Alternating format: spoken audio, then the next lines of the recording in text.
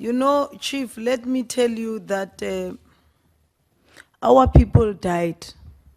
Maybe your grandfather and your great-grandfather and your father didn't tell you what they did to our fathers and our grandfathers and our grandmothers and our great-grandmothers. That is why you come here with that tendency of even undermining us, telling us that we are delinquent, we are mad. That is why you come here with your whiteness and undermine that your grandfathers took our land and they murdered our people. That is why you come here and not acknowledge that the country is where it is because of your parents. That is why you are laughing, because you are not where we are today. Let me tell you, my brother, you are not my brother anyway. No, he is. No, he's not. He's not. No, that's just a joke. The fact of the matter, Chief, is that the land, chunk of the land is in your hand as white. Secondly, the reason why we go to towns is because that's how your spatial development made us to be.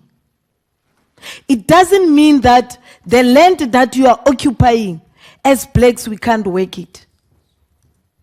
The manner in which you introduced your neoliberal and your apartheid system to us, make us to move to towns because we feel that where the towns are, that's where life is.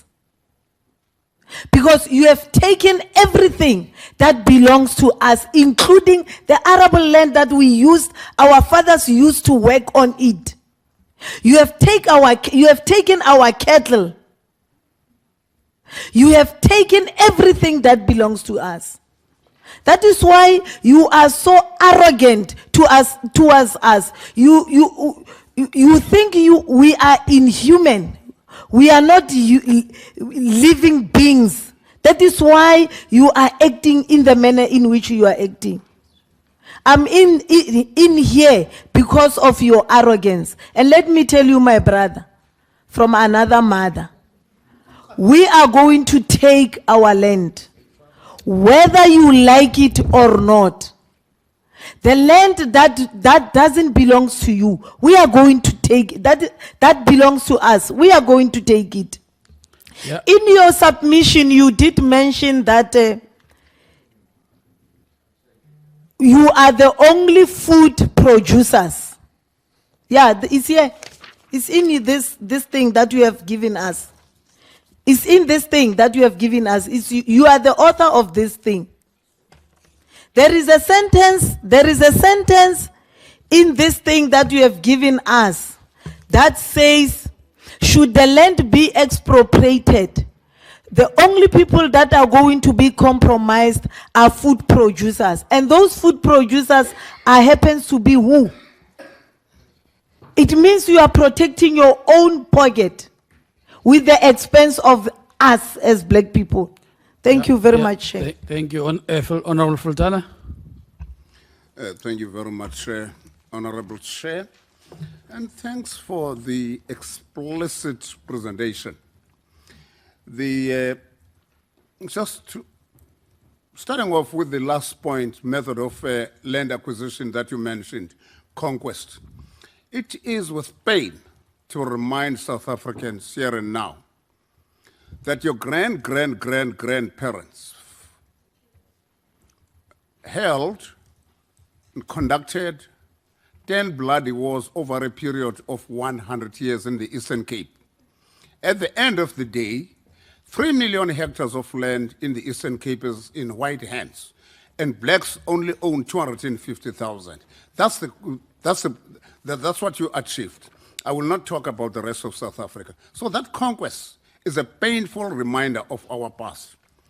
Now you talk about the Einstein, theory, that doing the same thing over and over again, applying the same method, is not the wisest thing to approach when you're looking for change. Now, you are sending this country back to those kind of wars. Who in South Africa would think that Afriforum is a wise institution when you yourself are saying that doing the same thing over and over again and expecting a different set of results is not the best thing? So that's where you want to send South Africa to. I don't know how many people in South Africa are interested in those wars, which you are advocating for. Thirdly, you seem to be very comfortable to put blame on the current operational failures of the current government. Now, this operation, this process is not about evaluating the failure or success of the current government. Governments come and go, and it could be a totally different government in a couple of months' time, if not a couple of years. Lastly, Chair, I want to thank this gentleman, powered as he is by the minority Afriforum, for the attitude that he has displayed with those contents. You have hardened our attitude that maybe we don't even need a CODESA. We don't even need a court case. The Constitution has to be amended in a matter of months if we've got such people in the country. And then we can go back to war if need be. That's basically where you have sent me from now onwards. I know there is a member of parliament who said, should this happen, there will be civil war.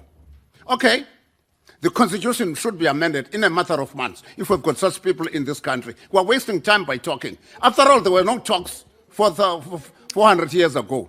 People were simply murdered. When I grew up, my father didn't own any land on which to produce food for us to eat.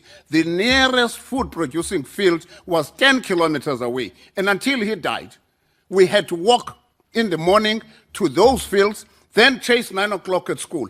At 2:30, we go back there. By the end of the day, we're finished because my father had no millet fields on which to... And you want that to be repeated. You have the guts to come to this legislature to tell us that you want that to be repeated.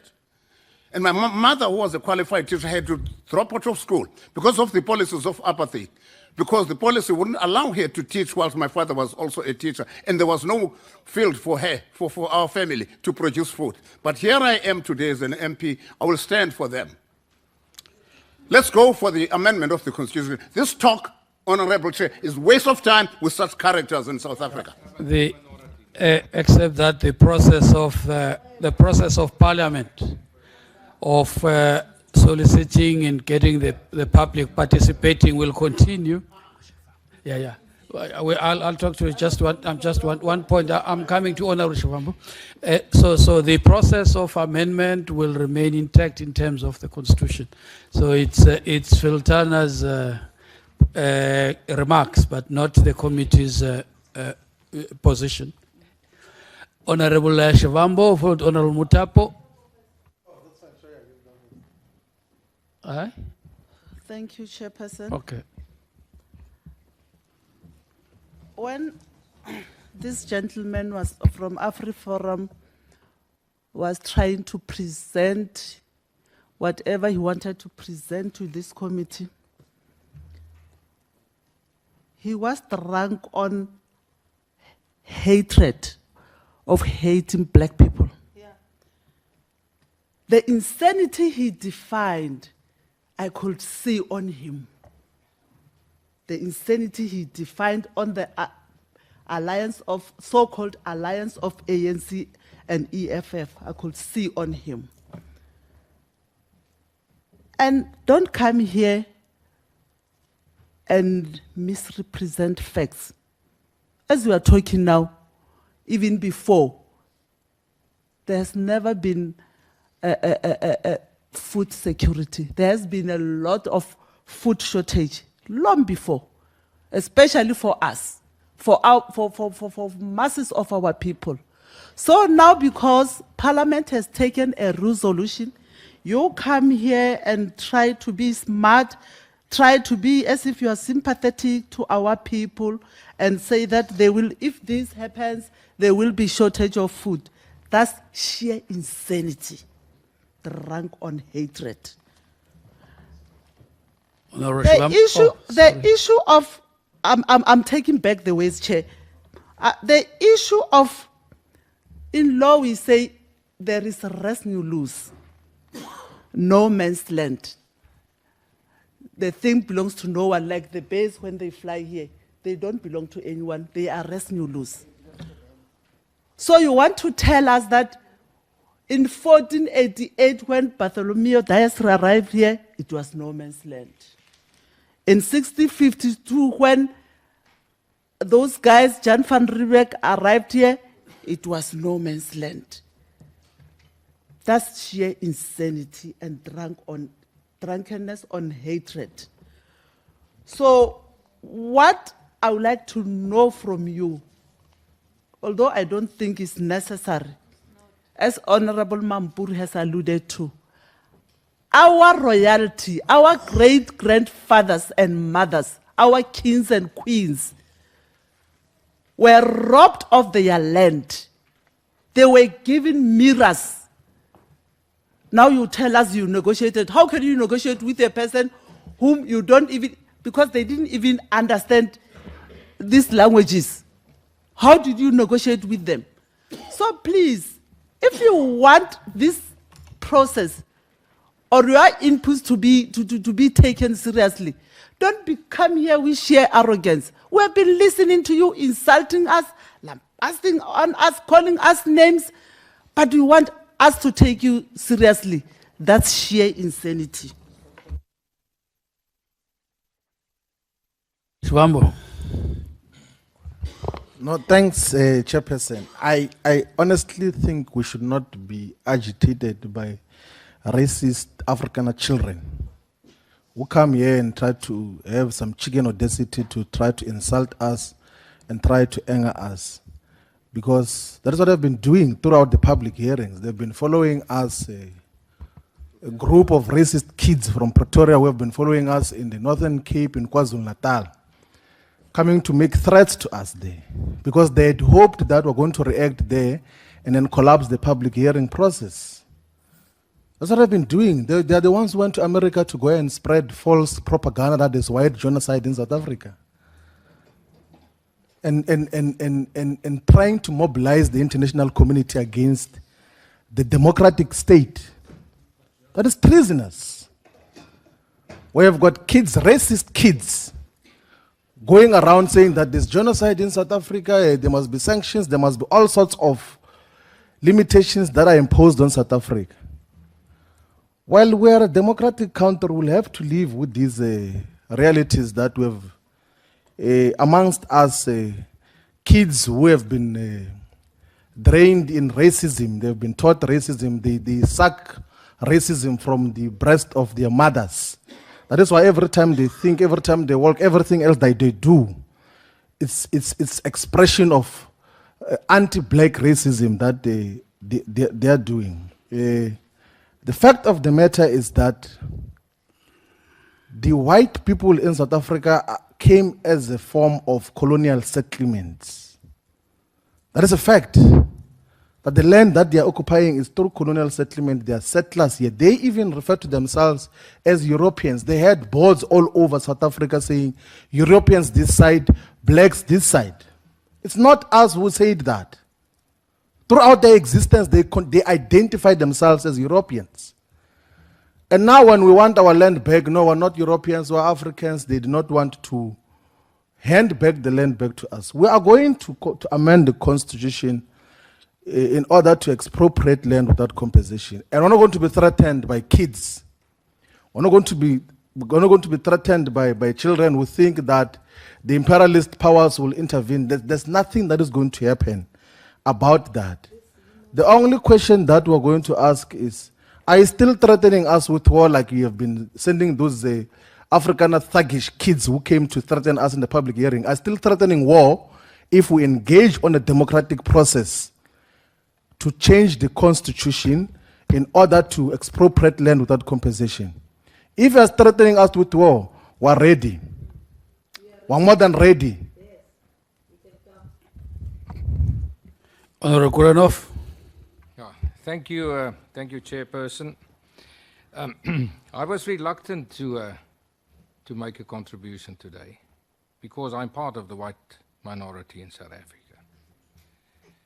But everyone was making a statement and I was feeling it is important.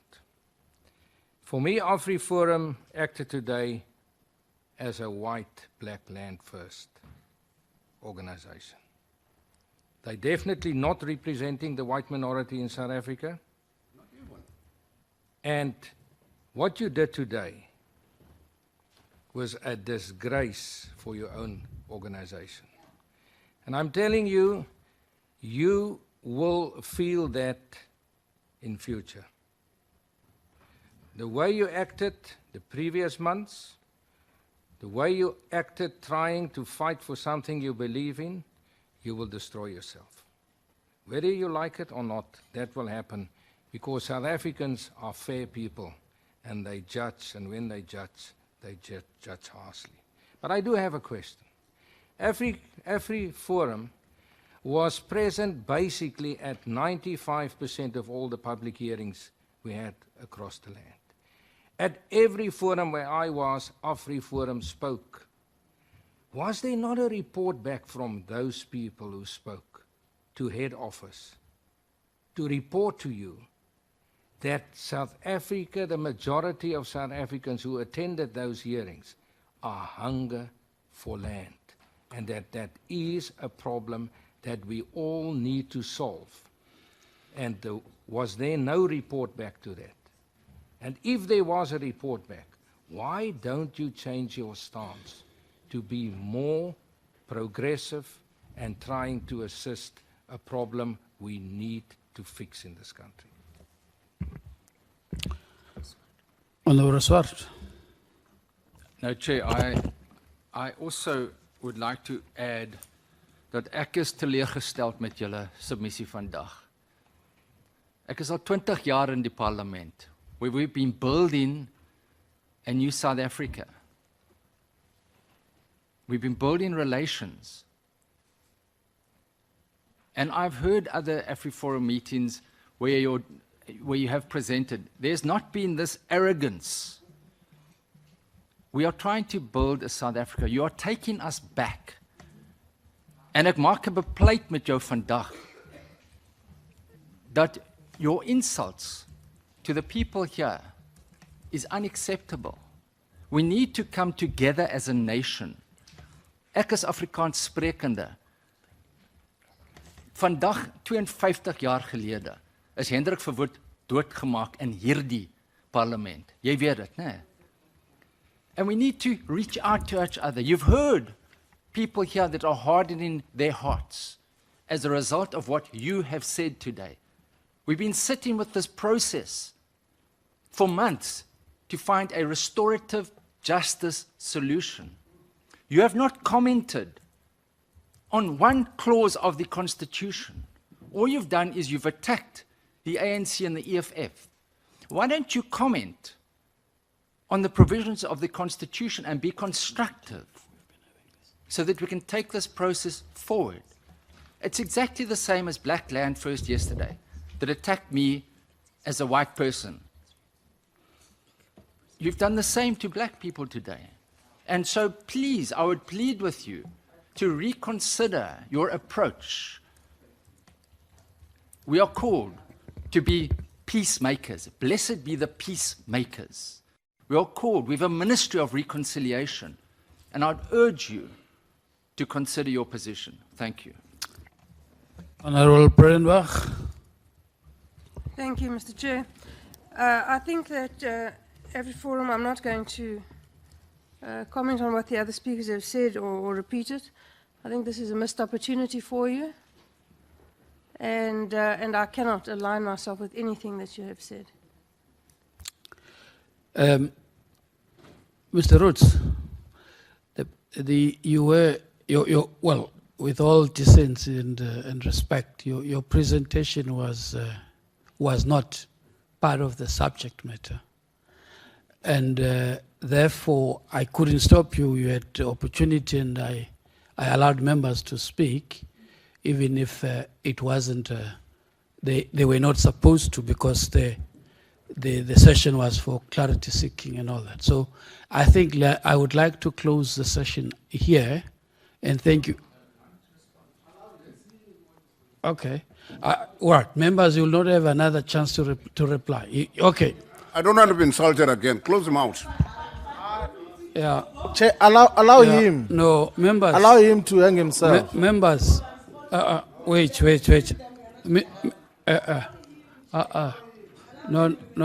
Mr. Roots.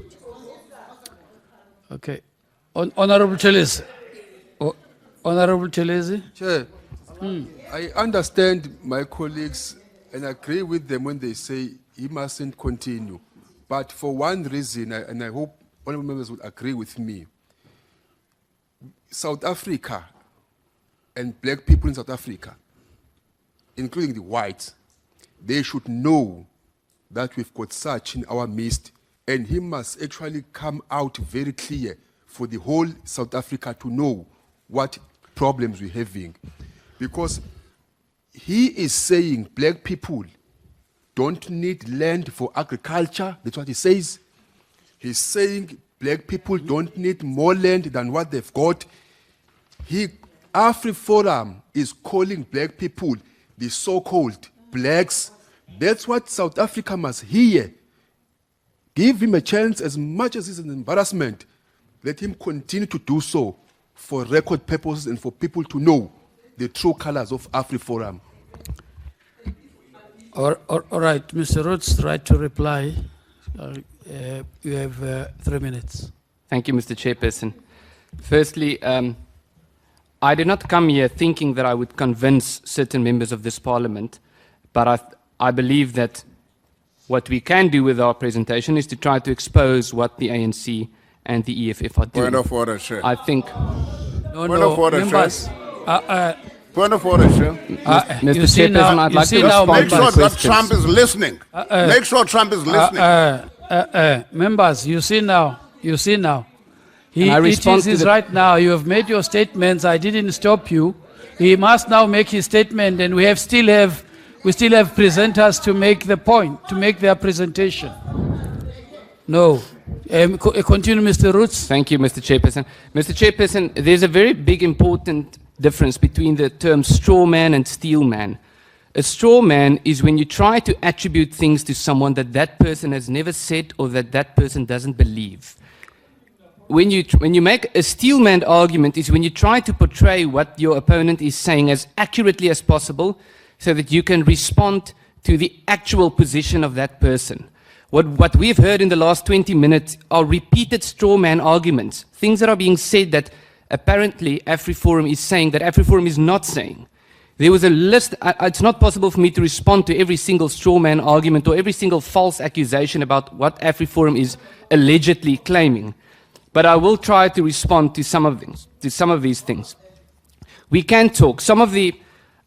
There were, and I've noted this in my presentation, that there were serious injustices in South Africa's history that we need to take cognizance of and we need to deal with them. So I don't have a lot of time. I'll respond first to the historic point and then I'll respond to the solution, because I think that's what we believe the solution is. I think that's the most important point. There were serious injustices and they need to be dealt with. But we need to deal with them on a factual basis. I can also tell stories of how my great-grandfather, Sarel Arnoldus Roots, wasn't able to fight against colonialism because he was 3 years old when he was thrown in a concentration camp. He escaped a concentration camp when he was 3 years old. But I do not believe that the emotion that I have regarding the fact that a little toddler boy who, if he had died in that concentration camp, I would not have been born. My emotions regarding that should not determine what my argument should be. The facts should determine what my argument should be. If we talk about, firstly, Afriforum did not say that the entire South Africa was empty land. We didn't say that. We said there were 3 ways in which land was acquired.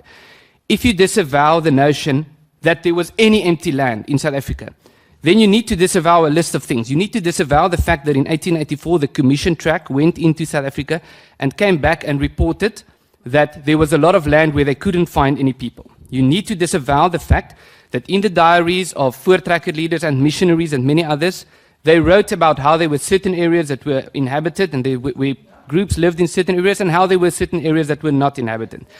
You need to explain what the consequences was of the great Xhosa suicide of Nonkahuse, for example. You need to explain what the consequences of the Mfecane was, where 1 to 2 million people died as a result of expansionist wars. And if you want to surpass all of those, you still need to surpass the geological and biological fact that it isn't possible to survive on more than 30% of South Africa's surface if you do not have the technology to dig a borehole. That is a geological fact. You cannot claim. Do the solutions, the time is lapsed. Just do your solutions. Thank you. I would have liked to respond to the others, but let me go to the solutions, and I'll deal with them quickly. There are 8 things that we believe should be done, and I will go through them quickly. In terms of what this... to the members of the ANC, I did not interrupt you when you were speaking. There are 8 things that we believe should be done. I'm not calling you a strawman. I'm saying you are committing strawman arguments. Mutapo. There are 8 things. Honorable Mutapo. Honorable Mutapo. Honorable Mr. Mutapo. Chairperson. Please. I think the intolerance that we are seeing here to arguments that disagree with yours is exactly the type of intolerance just give the that we solution, are answer struggling the question with. on solutions. Firstly, the first Mr. thing that Rhodes. needs to be done is there should be a proper protection of property rights in South Africa. We cannot have economic growth or economic prosperity without the protection of property rights. Secondly, people should have the opportunity to work for themselves, to work themselves out of poverty,